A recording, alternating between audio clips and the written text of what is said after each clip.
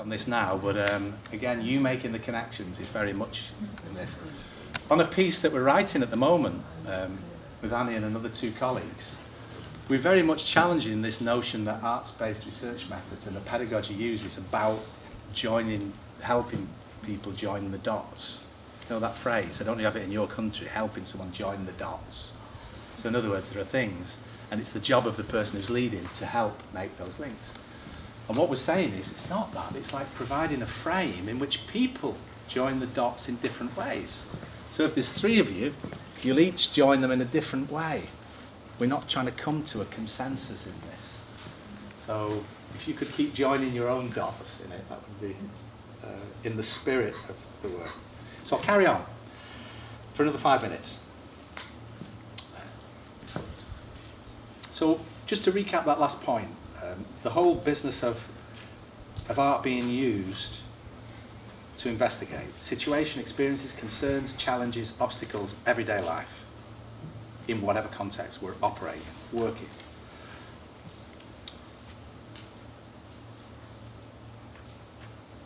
The findings themselves might present themselves as a work of art, so as a drama, or as a poem.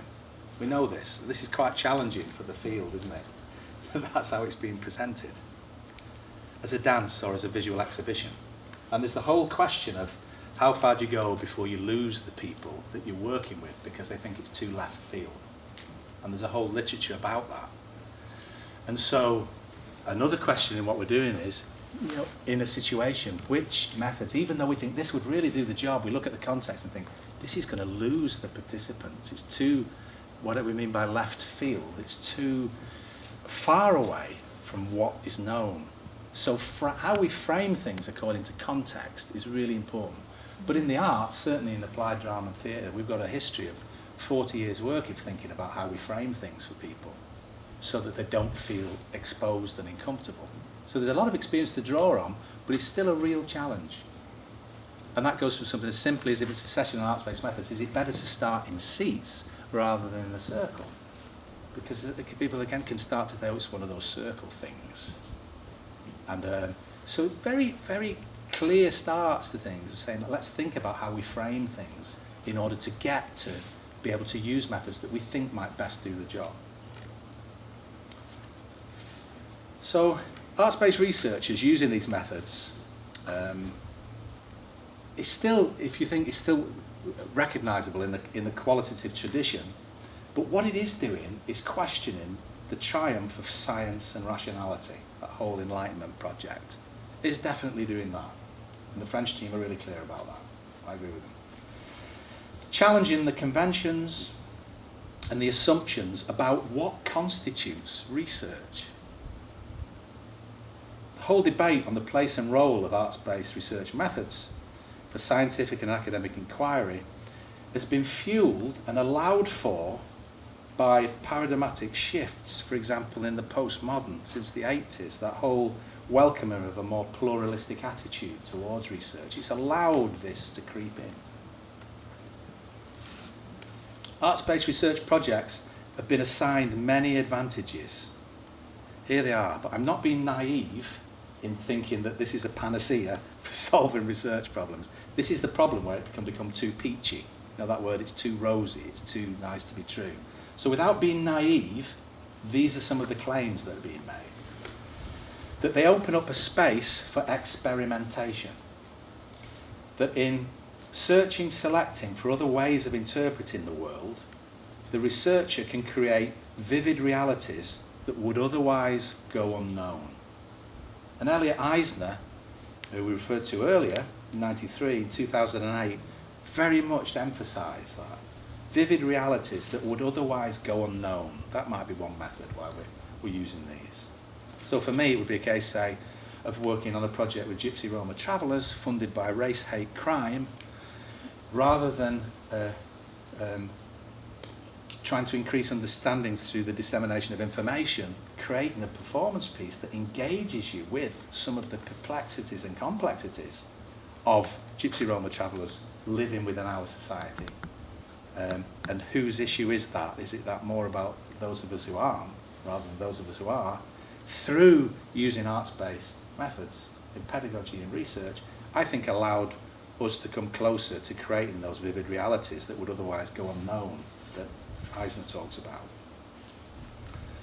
And it's not surprising when you look at the literature that artworks for research and processes can be useful in terms of ethnographic investigation. They sit comfortably with these. They sit comfortably with action research. They can sit comfortably with presentational knowing and the values of emotion in different contexts. So in this way, the argument is that art enables us to keep tracks of the invisible, subtle, ephemeral signals, giving the reader access to a more complex, hidden dimension of the phenomena. And there's a long literature in the arts, and almost a cliche of saying that the arts can make visible that which would remain invisible. So it's been applied across to research. Researchers engaging with arts-based research methods often claim that to some extent, I like this phrase from Finlay, and Philippe and the team use it. It says there's an uncomfortable marriage between art and social inquiry that allows them to closely connect with the realms of the local, personal, everyday places and events. I quite like that uncomfortable marriage between art and social inquiry, because it sort of says there's a sort of compromise. And I know we've got artists in the room now coming from their arts practice, and I know we've got traditional researchers in conventional social science researchers, positive researchers.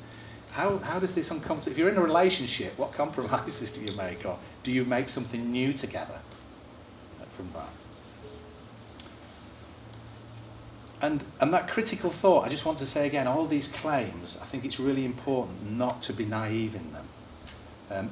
You could say, if I'm being critical for a moment, step out of this, you could say, as the French team do in their paper, which I think is a mark of the quality of it, is that what we could be doing in this position, and I could be doing it stood here, is saying it's sort of an attempt to reinforce my researcher power. And I'm sort of hiding behind this whole notion of a transparent curtain of openness and arts-based methods in which we see. It's not that simple. And so, to me, that's a sort of an ethical concern of what we're claiming and trying to do. So, it's trying to, I think, challenge for me and colleagues who have been working in this for some while is to avoid this bland and naive belief that an authentic artistic authenticity leads to a sort of clarity of research outputs. Why should it do? But there's something there in some of the claims. What I think that arts-based research methods are about very much is trying to see if academics in those ivory towers that people think that we inhabit all the time can actually come from them and are actually working across and not staying in the places where they think they're locked away doing their own stuff. And arts-based research methods encourage the production of more knowledge, so they're very much about knowledge creation and production, in less tangible forms. This is the challenge. They're often less tangible. To explore the nuances of lived experience and to foster dialogue rather than providing direct answers. Now, that's a real challenge to the conception of what research is. We're not going to tell you what we found in terms of answers. What we're going to try and say is this created a very rich dialogue that allowed us to frame the questions that we're interested in trying to pursue. So to summarize, the French team suggest that as a result of these methods, we've got an opportunity for an amazing array of creative research work, new fields of study, new things about which to inquire, new methods of inquiry, new ways of combining knowledge of different fields, new ways to incorporate the self and social background into research. And I'm internally examining a doctorate on Friday, so I'm just in the afternoon I have to leave the programme to do this, and this doctoral student is presenting on the whole notion of creative self-efficacy, very much about bringing the self and social background into research. That's not new, of course, the reflexive voice, but she's also employing in that art exhibition and performance as part of that submission. So instead of presenting in England, you do for a Doctor of Education, because there are other modules within it, you do 40,000 words of written text. She's doing 30,000 words of written exposition, but 10,000 of that are the performance and the exhibition. So for us in an education faculty, even though I'm in the performing arts faculty as well, but in education, that's a significant step, because you've got to find people to come and examine these that actually will believe in that other 10,000, that that's research. And it's not just a way of livening up the thesis. But no, it's an integral part of it, which in this case, I'm really hoping, or I've read it, I think it does do. And that's taken from Benson Shapiro, and those thoughts are not just belonging to the French team, but to others. So, just panning out in the very last 30 seconds, we could say that the problems society is facing now, and the wicked times we find ourselves in, need research that not only attempts to respond to contemporary questions, but which can actually disseminate responses in real time, open up new perspectives beyond academia, creating, and I love this concept from the French team, this whole notion of a non-specialist spectator in research. And in academia research, there's no such thing really as a spectator. You know, you're an academic and you read it. If my mum and dad read the book on, for example, creativity and democracy, me and Jeff read, she gets to the first chapter and she puts it down. She actually said she got part way through the first 3 pages. But she can't, because it's written in a particular language. It doesn't mean we shouldn't have that.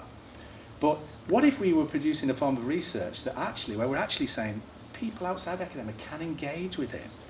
And we're saying that just as in a theatre performance or as an art exhibition, they're neither specialist nor ignorant. In order to engage our research, we need to transform into be able to deal with these complex issues. So is that, we're trying to look at something else then, rather than just the passive receiver of these papers that no one reads. We're trying to create spectators that are interested in it. And it's not just validating or disseminating as part of, and maybe at every step of that process. So, it's a big task in this module. What's questioned by the whole of what I've been saying is the way in which knowledge is created and the traditional way we view knowledge being created. The way it circulates, the functions, and ultimately its relations to power.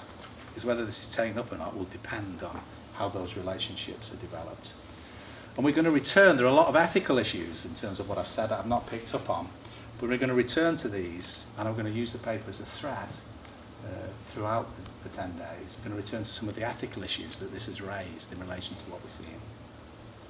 And if you think that there could be a gap between the theory that I've been using there and that the French team have been employing,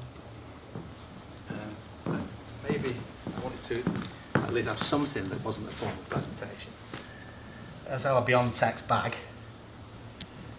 But I wonder if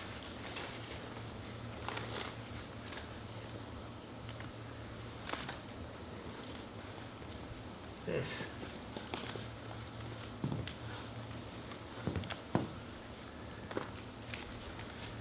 it's like the words of it.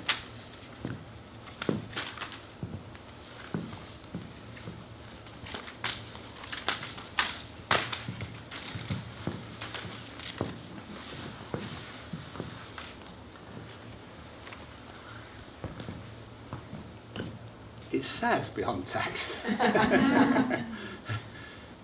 But just to hold it out in a linear way and think that this is unproblematic would be a real problem. I think our task in these 11 days is, how do we begin to sort of find out where we are within this? Try and see what it means and what it says. There's some things that we don't know. So it's going to be a messy business, not a really clear, simple business, but hopefully a very interesting one and challenging one. Okay. Thanks very much. Thank you. Listening.